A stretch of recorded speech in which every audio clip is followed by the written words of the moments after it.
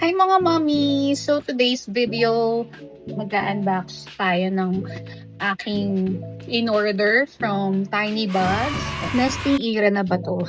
Pero kasi may mga naka-sale from Tiny Buds, kaya ginaw ko na. And kailangan ko rin kasi ng diaper bag. At merong free na chubby diaper bag. At first time ko yung nakikita.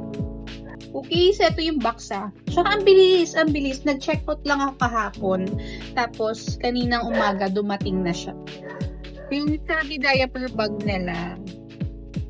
So, ito yung dadalhin natin sa hospital pag tayo ay mga nganak.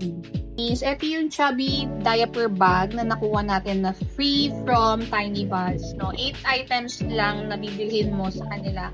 Meron kanyang chubby diaper bag.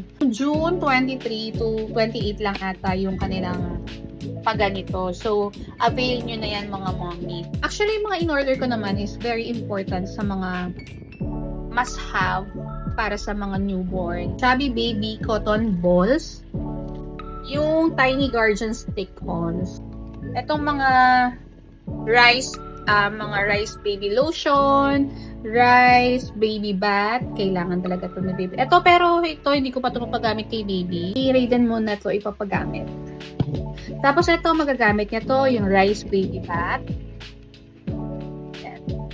Tapos yung Hair Highness shampoo. So, natural rice baby shampoo yan. So, ito rin yung must-have na kailangan for the newborns. Siyempre, yung baby acne. Siyempre, ito, talagang subok ko na to. Itong Inarush Natural Nappy Cream. And yung after shots, itong Fresh Change Baby Wipes. Of course, meron din tayong Tiny Buds Safe Soft Baby Diapers na newborn. So, ito, diba? Ayan yung ating baby diaper. Malawak, marami kang mailalagay.